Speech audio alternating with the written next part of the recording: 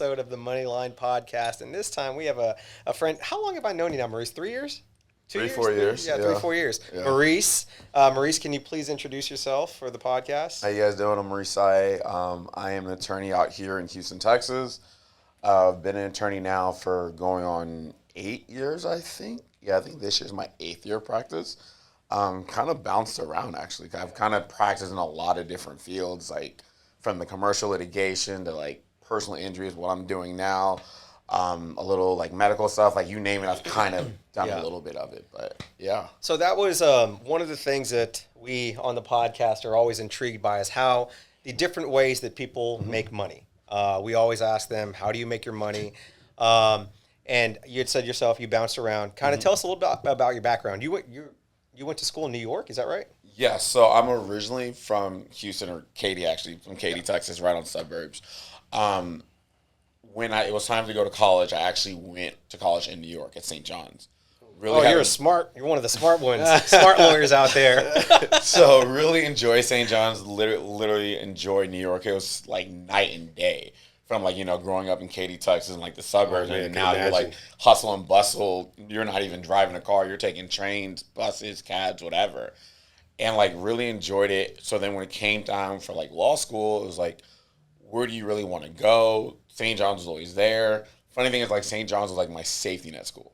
Really? It was my safety net school. Like I thought about all these cool schools, but then St. John's came with like a really competitive package. And I was like, you already know those people. You know how to hustle there. You know how to grind there. It just made sense to go back. I had the exact opposite experience. I was like, who is willing to take me? Right. I didn't have options. You're I was like, more limited on the where's the choices. cheapest place I can go and who will take me?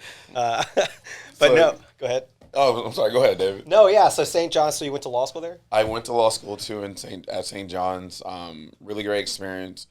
I think that's why I kind of have the personality I have with the law, where I'm cool to like bounce around, learn all these different things. Because like when I was in law school, like you name it, I did it. From like mock trial to like being on a journal to like starting with student organizations, working with the administration, you name it, we did it. And so that's why I started my practice up on the East Coast, because I went to school there. Yeah.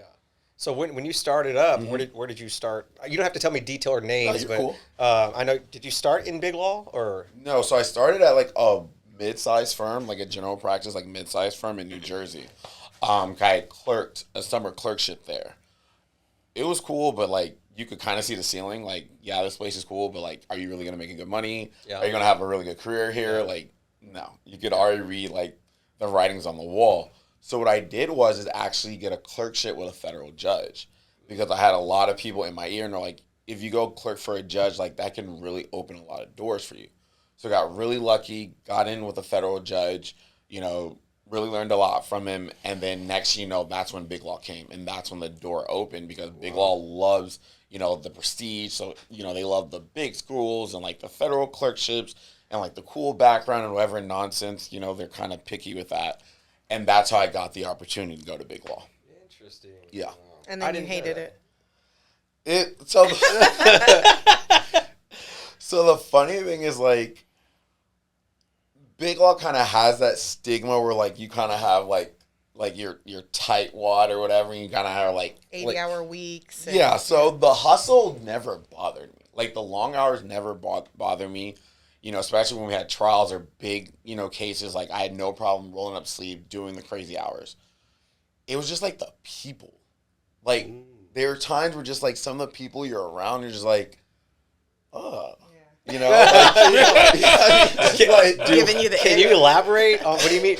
You don't have to name a person, All right. but like what All right. Of course he's not personality. gonna name a person. personality. Oh, there was Just John give some Smith. examples. Of, Okay, the names have been changed. Okay, to some examples. Names have been changed. Names have been changed. Deshaun. I have My name's Sean. Oh, LaShawn.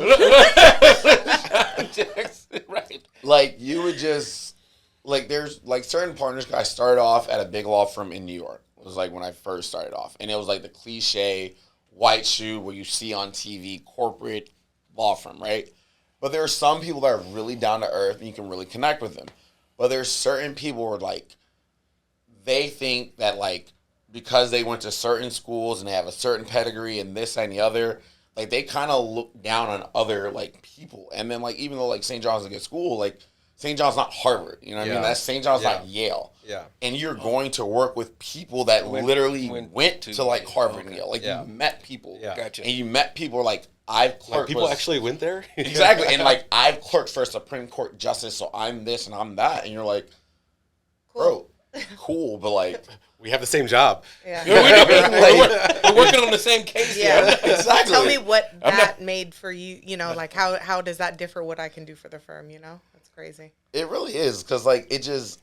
I guess one thing is just like even though like I said like I had no problem with like the work and the ethic, it's just like I never felt like I truly fit in. You know, because like I'm like first generation American. My mom is from like Liberia, West Africa. She came over when she was 22. She like cleaned houses and stuff like that. And that's how I grew up. That's what put like food in my belly. So like that is kind of like how I've always seen people is like my mom was a cleaning lady. And like, yeah, I got to know all these rich and like cool people, but you kind of came in their houses like that and they treated you a certain type of way. So you've always had like that humble kind of attitude. So then when you go off into these prestigious worlds and like all these things, it's just like, I just never forgot, like at the end of the day, like I'm still that kid from Katy, Texas. I used to clean houses with my mom. So like, I just can't be like that. Yeah. You know Can't what I mean? relate.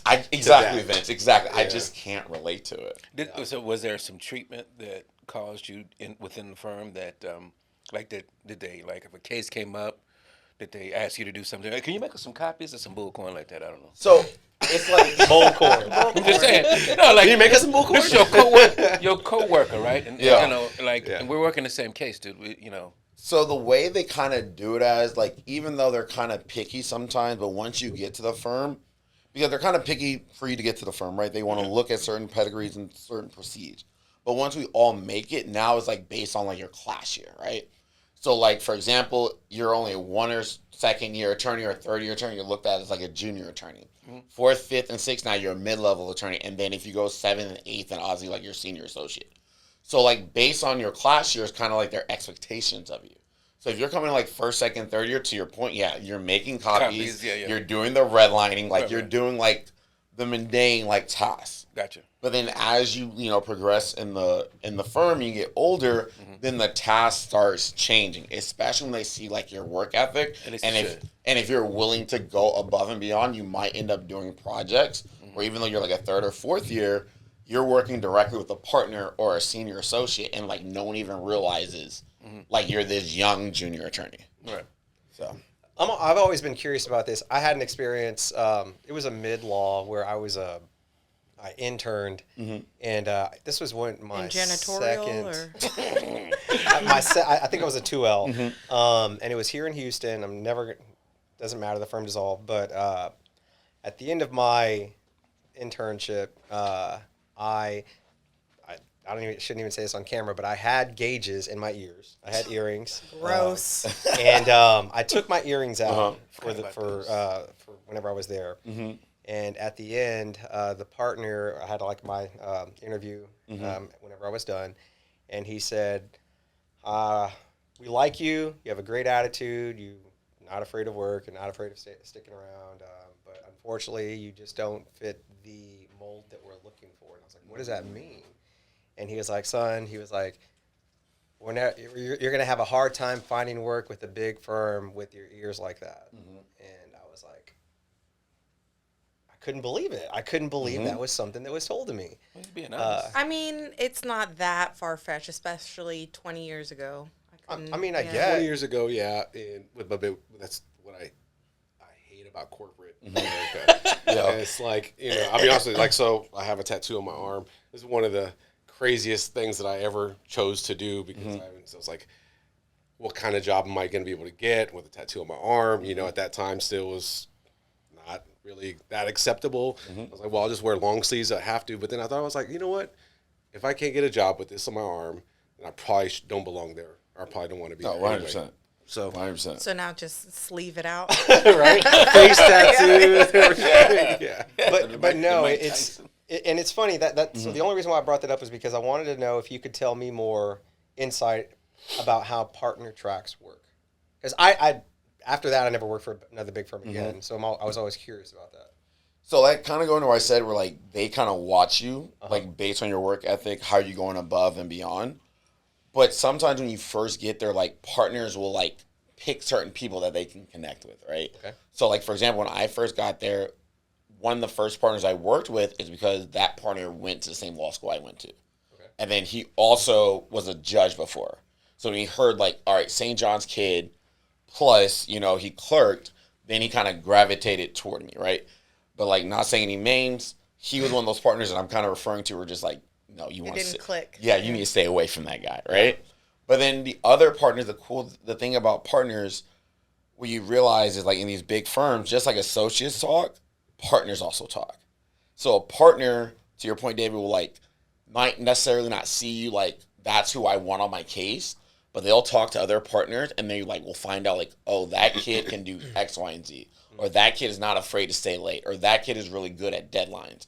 So even though you would think like, okay, this partner I never could connect with, I don't think I'd ever get on their radar.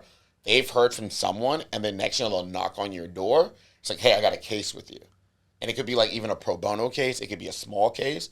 And the second they work with, like I had a couple partners like that where like I might have started off with a pro bono or a small matter. They saw how I worked. So then when they got like these big cases or like the ones that are like super cool, the ones that you see like in the media and whatever, they're like, hey, I know Mo's like a really hard worker. Let me go get him. I've already had him on a case. So that's sometimes where you can get the traction and continue the business within the firm. Ah, very interesting. So you didn't run into one partner that you identified or had any type of associate with? No, there were a few. No, I wouldn't say like completely corporate America, everyone's evil or whatever. No, there were some that I really enjoyed working with. One that it kind of brings to my mind and which kind of blew my mind a little bit because this person was like, in the firm, this person was huge because that partner was not only the partner, he was head of all litigation of the partner. So like everyone in the firm knew who he was. Like he was a big deal. He actually helped hire me because he came from St. John's. But we had some interaction, but I never worked for him really because like he was kind of all the way down there. Like he was always doing something so serious. But then going to my point where like you do a lot of these small tasks and then they grow. So I was on a small task. I was like doc review, but I took it very seriously. And then that case was a big case. We ended up going to trial. And he was a big time trial attorney at the firm. So I was already on a scene where like I had no idea I had been doing work for him. But because of all the different levels and layers yeah. You know, I'm a junior, but then there's a mid-level, and then next you know, there's a senior or whatever. By the time we got on a trial team, like, he already knew my work product to a point where, like, now I'm writing, like, crosses for him. Now I'm writing directs for him. Now he's trusting me to do evidence. And I'm like, it's blowing my mind. I'm like, I've never done work for you, and then you're giving me, like, these serious tasks. Yeah. Like, going to your point, like... You've been working for him the whole time. Exactly, because there's so many layers, and they all talk. So I was just like, wow. Okay. And then, like, me and that partner, like... Even though he was like a big shot, we just meshed. And even though we came from two different worlds, I think part of his thing was just like, I know you have a personality and I know you don't come from this world, but I kind of want you to understand you can be in this world. You know what I mean? That's kind of, I always felt like that was his attitude. Yeah, he was always trying to get me in front of important people, and not only like in the firm and like business development, but like, you guys all know this, when it comes to lawyers, like a lot of deals are done on the golf course or in like social clubs or lunch, at lunch. Like a lot of deals are always done that way. So then he started bringing me to certain things like that, and no other partner was doing that. You know, other partners would like work with me and have me talk to clients, whatever, but like physically taking me out of the firm to go to things and have me sit in tables with him, and then taking me to his social club that he's like on the board of governors. He was the only one that did that. So we really connected on. I understood, like, he's trying to, like, open a door for me. And, like, to me, like, especially in that field and how crazy it is and knowing how much of a big shot he was, it was absolutely amazing. Yeah. Nice. Do you still keep in contact with that person? Not really. Yeah. We don't, because, like, when you talk about your gauges and they kind of were like, oh, we don't know if you fit that mold or whatever. Yeah. As you guys can see, my ears are pierced. When I went to those firms, like, I always took them out. Like, interviews, first couple of weeks, whatever. Put the speaker the speaker box, Kelly. But then after a while, I'm like, going to your point, Vince, like, if I'm going to be here, I'm going to be myself. Like, I'm not going to hide who I am. Yeah. So I think it was after, like, 2 weeks or so, like, and I have tattoos, but I'm dark skinned, so you don't see them as often, but they're on my arms and everything. So if you look, you'll see them. But after, like, 2 weeks, like, I put my earrings in and rolled up my sleeve. I kid you not, I remember I was going to the bathroom, and then he was coming out, and he just made this face. And like just looked at me, made this, and like this very uncomfortable face. And I already knew what he was looking at. And then I saw where he was looking. Exactly. But the funny thing is, like, that even though I had earrings, like, he started still getting to know me. And, like, when he started taking me places, like, that was with my earrings in. The only time I took my earrings out was when we had client meetings or depots or stuff like that, when we had, like, these super important clients. And I don't know, they don't know me, I don't know them. So, yeah, the earrings would come out. But when we're at work, like, no, they're in. And then going to your point about, like, keeping contact with him, like, he's amazing, but I kind of made him upset when I transferred to the Houston office. Oh. He kind of like was grooming me to be like that partner in New York and all that stuff. So he kind of felt hurt. So it kind of put the strain, you know, a little bit on the relationship when I came down here to Houston.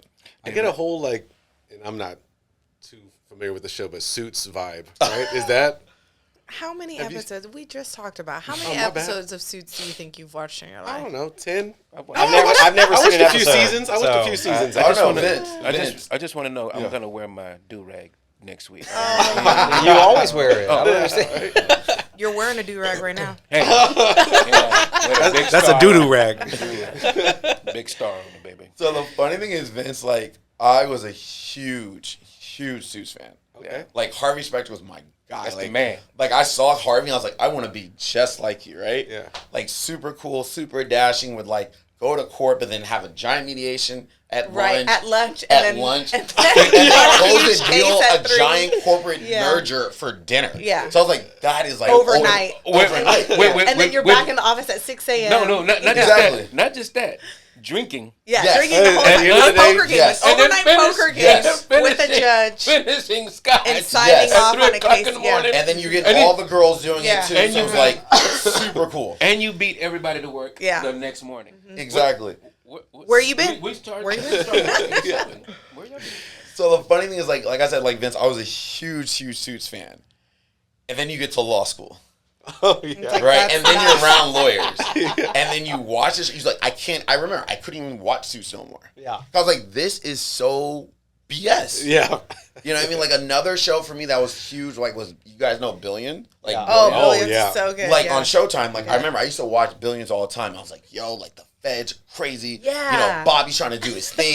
Stop coming for Bobby. Like, you know what I mean? Like F the government. I'll never do that. And then I turn around and do an internship for the U.S. Attorney's Office. And you realize and I find out Now what you're another side. the corrupt things that are happening. exactly. And I Yeah. remember my boys would hit me up all the time. You're like, You're the man. You're the fuzz now. like, yo, Mo, like, is Billions real? Like, do they? And I was at the Eastern District instead of like the Southern District, because Southern District is like the prestigious one, right? Because that's With one in Paul Manhattan. Giamatti. Exactly. And I remember, like, he would always like make fun of like, if you screw up, I'll send you to the Eastern District with like all the rejects. Oh, yeah, uh-huh. Remember you say that?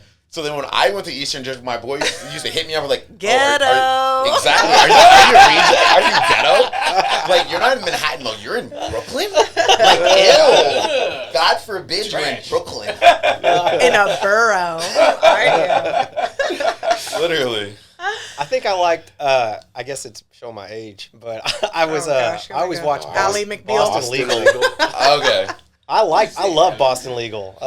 I thought that what's his name, William Shatner. Yeah, Yeah. was he's good. hilarious in that, and James Spade too. But everybody like they always ask me about Suits, It's and I'm like, glorifying. I cannot Yeah. relate to like what the day to day of what happens in these shows. Like, No, it's funny because one episode, I think like his driver hits. Yeah. Gets Yes. in an accident with a Right, taxi yeah. cab Yeah. driver, Yeah. and they And he have runs the it- lawsuit. They Yes. have the trial that day. Yes.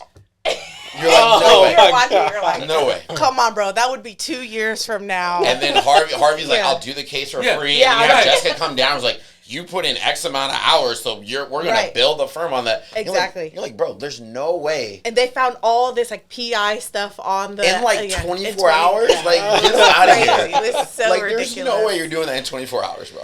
It's so funny the amount of times I'm like, Oh, yeah. it's like so That would never unrealistic. happen, That would yeah. never happen. Yeah. Yeah. So, two of the questions that we always ask our guests is, what is one thing that you wish more lay people knew about your industry or your profession What is it that you wish they knew that they do not know? I think something that we've all been kind of talking about based on the shows and seeing things is like when people think of a lawyer, there's only like a couple of things that they see, right? They don't understand there's so many different types of lawyers. Like people think of like the corporate lawyer, obviously that they see on TV and the high rises, the nice tailored suits, all that nonsense, right? Then of course they think about the government. So they think about the prosecutor that's like trying to lock people up or whatever, right? Mm-hmm. The good guy. The good guy. Good guy. But then sometimes think about the criminal attorney because criminal attorneys they got to get you off sometimes. And then they think about when they absolutely in like their hardest and most desperate moments, like either they get hurt or they're going through a divorce, then they also think about a lawyer. Yeah. So you're only thinking about like maybe 4 types of lawyers. Yeah. So I think that's something that gets a little frustrating because then like you have to explain to people like there's more. Yeah. Especially like when I left Big Law to go do other things, there's like there's other things you could be doing? Yep. Like what? And then they find out like you can go and do things that like sometimes will be even more fulfilling, but then you'll make either the same or even more money, and that really blows them. Like they can't comprehend that. Yeah. And there's other ways to make money compared to what they think they know about a lawyer. Yeah. No, I agree. I think I had a while back, my law school invited me to be a mentor, and I was like, you don't want me to do that.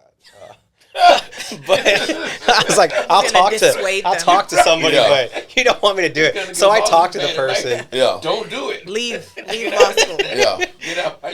And they talked about wanting to do big law, they knew that's where the most money was, et cetera, et cetera. And I was like, hey, just there is prestige, and I can see horizon. people that prestige. chase that. Yes. And I get it. I completely understand. But if we're talking purely about economics and money, you have the opportunity to make a lot of money a lot of different ways. Yes. And that's one thing I've told people a lot is go get your law degree, because if you decide not to practice law, It's always there are so many doors that open up for you in different things, like just different things that you don't have to be a lawyer and practice law. You can just because you have the license, it opens up a lot of opportunities. And I don't think people realize that. But that one person, she decided to go into immigration law, and now she's an immigration attorney. So, but that's the thing, like David, good thing you did that. Yeah. Because going through law school, like I remember, because it wasn't that like 10, 11 years ago, so I still kind of remember it. Like law schools have like a certain mold. It's almost like a certain formula. Yeah. Where they're like, you come in, you make very good grades, you get on law review, you go summering at a big corporate firm. You get an offer. Then you get an offer, and then you go be at the big corporate firm, hopefully become partner with someone important, where basically we can get 2 things from you. We can get jobs from you, and you're going to write that check from us. Yeah. And they've been doing this formula for so long.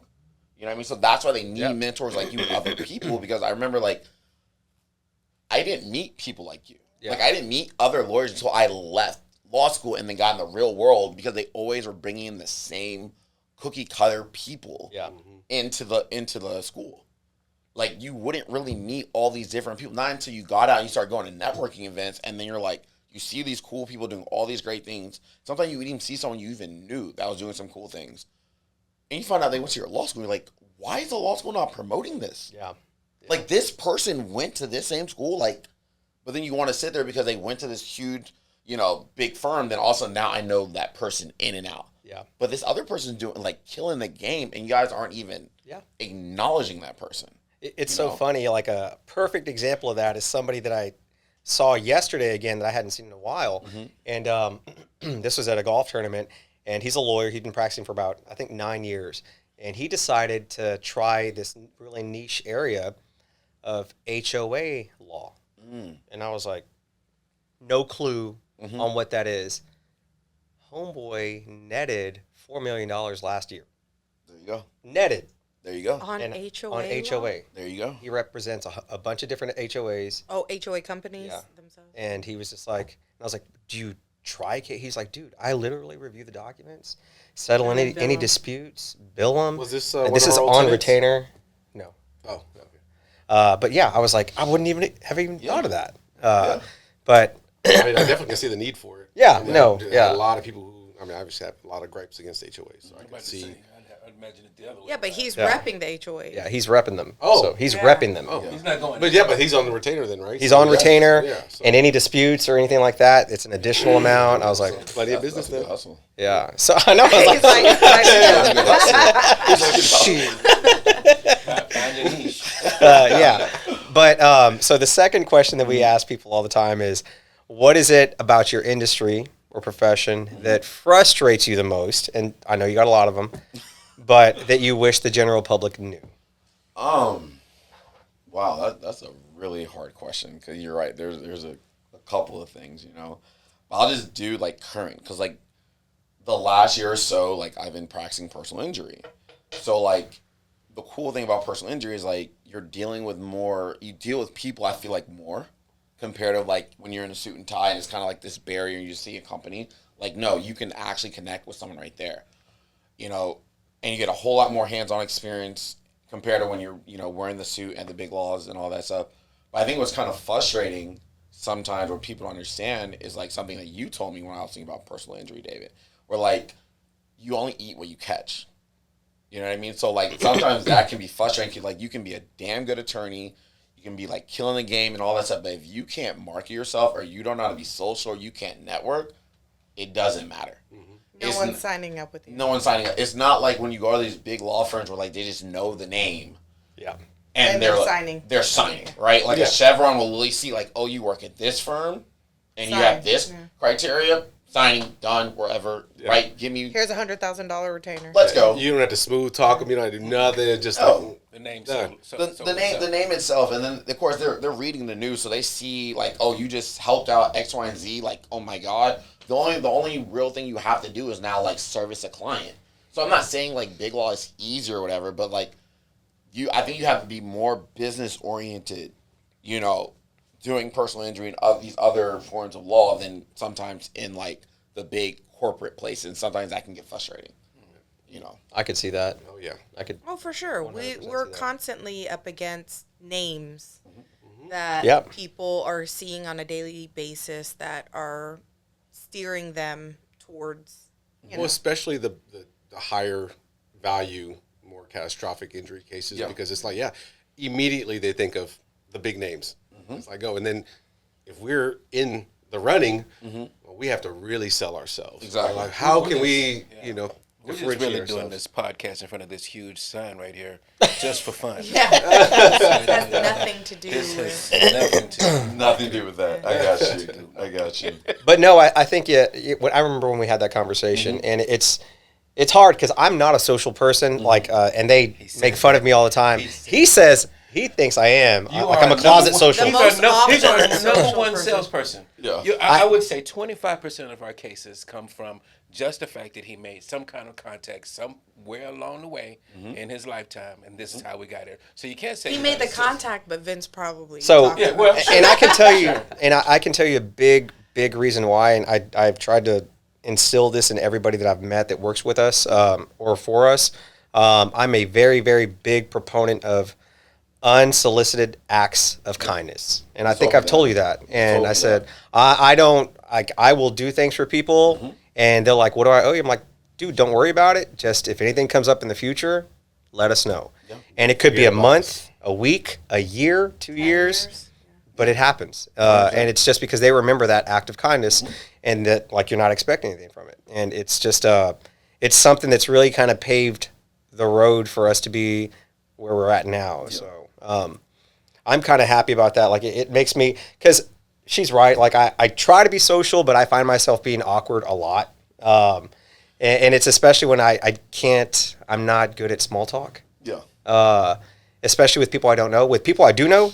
No Oh, problem. okay, maybe it's the But- people you don't know. But with people I don't know, I'm like, He's always like, hey, Vince, get over How's here. the I'm not good. He's crying over that video. yeah. But no, Let me go yeah. save this dude real What did you quick. say? What did you say? But yeah, so I think it's just one of those things, and I'm glad, dude. That's very refreshing to hear all the stuff about Big Law, because I had no idea. You've been through it all, dude. Same, yeah. You really have. I've bounced around. Like I really have bounced around. Had some really good experience. Because the one thing, like a lot of people, were like, all right, you don't have a niche, this and the other. But what I've discovered as I progress in my career is like every place I've been, I kind of picked up something. Yeah. Got to. And then what I'm doing now is like, I know how to do that because I was at that place. And I know how to do this because I was at this place. And I know how to talk to this person, or I know who I need to call to, or whatever. So it's kind of cool that like seeing it now, like now I know like why you were there. Yeah. You know what I mean? I had a buddy of mine one time who he graduated top 5 in our class in law school, went to a big law firm, was there, and he told me he was going out on his own. I was like, dude, that's amazing. I'm so happy for you. He was like, hey, man, I've never done intake before. And I was like, what are you talking about? And he was like, I have never done an intake, and he'd been practicing for like 8 years. Yeah. And it's just not something that big law, No. they don't teach you that. Yeah, that's not how it works. No, you're absolutely right. I've never done intakes or I got personal injury. Yeah. Never done it. It's crazy, right? Sign up a case? Never done it. Build out folders? Never done it. You know, retainer? Never done it. Things that, you know, you do every single day, but Yeah. For no. sure. Yeah. It's You know? crazy. But no, it's thank you, man. It's really refreshing to hear all this stuff because I had no idea. I'd always wondered, but I had no idea. Moving on to the fun stuff. Ray's excited. You guys did win, right? Oh no. Oh, It's off. It's just sorry button not working. It's low. He lowered it on purpose. You should have changed it to cheering. I'll do it. Womp, womp, womp. Cowboys did win, sir. They did win. They Barely, but they won. Hey, a win's look, a win. Look, I'm as upset about that victory as y'all are. That Like they the won. Texans barely lost. Yeah, I am equally upset just because they should be playing better. So I've got 3 college games that I picked, and then we'll move on to the NFL. But one of them is this one kind of intrigues me. The first game is Michigan, number 21, at Nebraska, Unranked. unranked but undefeated. Michigan is only favored by 1.5 in Nebraska. Michigan let me it's down in last Nebraska? week. In Remember, Nebraska. Michigan let me down last week on the pick. I have some familial ties to the Huskers, so I'll take the Huskers. You're a Husker. Just because Lori is a Husker. My sister. Oh, Nebraska. Nebraska. Very weird. Okay. I'm going to pick Nebraska. transplant in Australia. Yeah, right? I'm going to pick Nebraska. Yeah, just for fun. Yeah. Let's do it. Go Huskers. Raymond? Think, Mo? Oh, why you want me to? Go ahead. You're allowing David to guide this. Okay, let me say, I will go. I'm gonna be a contrarian. I'm gonna stick with the team that messed me over, just because I don't want it to be a lock. Okay. I'm gonna go Michigan. I will go with the Huskers.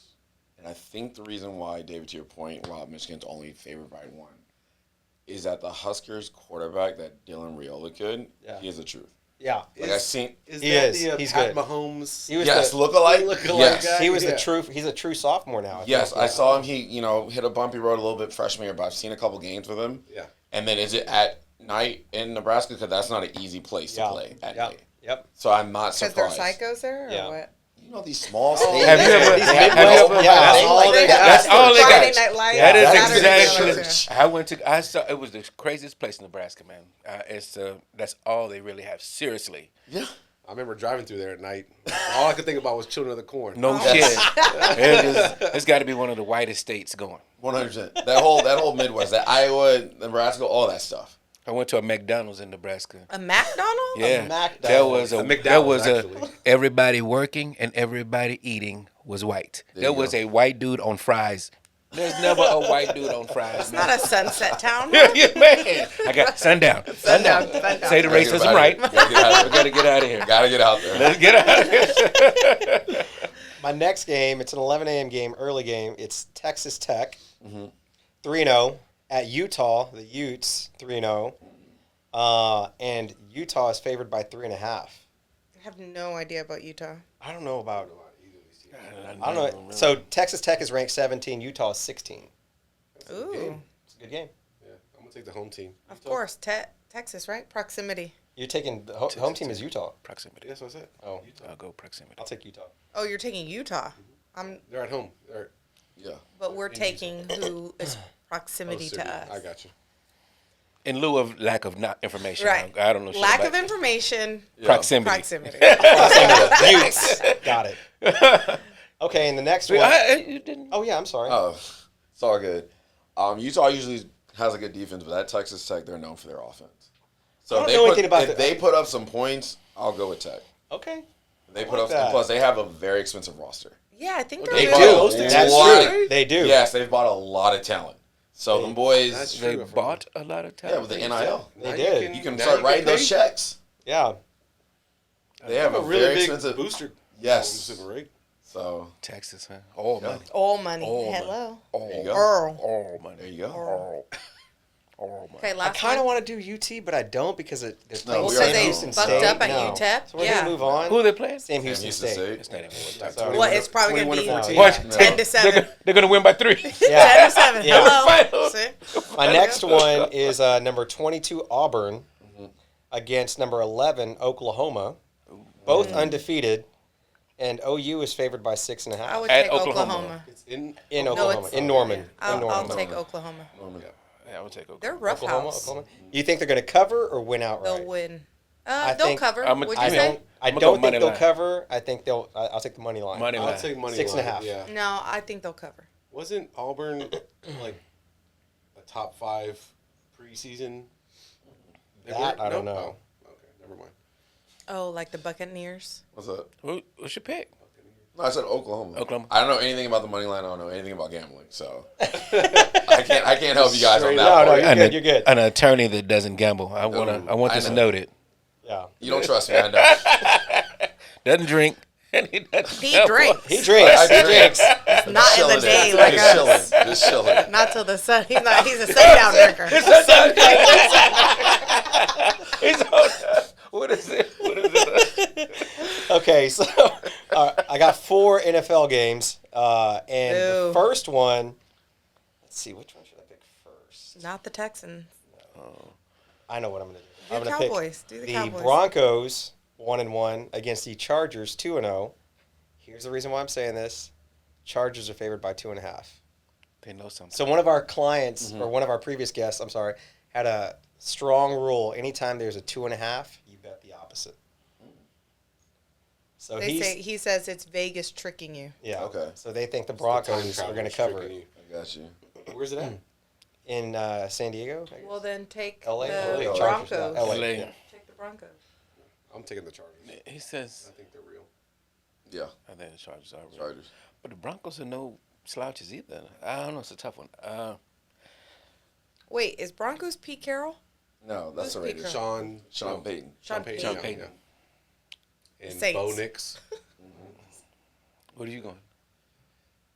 Just because of the rule, Broncos. Yeah. Yeah, just me because too. of that rule. Let's follow Nestor's rule. Let's Let's see. see. All right, see. for you, Nestor. Yeah. I'm blaming you. Did you Chargers. got it? Chargers.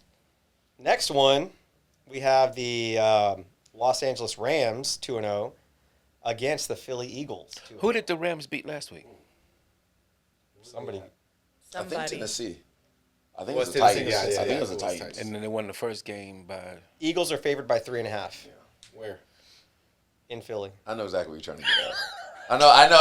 I think you thought no one caught that, but I definitely caught that. We were talking about the Rams first. Yeah, I Who's watched the that Rams game. first win? I'm just And trying to yeah, understand. that was hard. I want to assess their value based Okay. on Oh my their gosh. victories. Oh my God. I'll take Philly.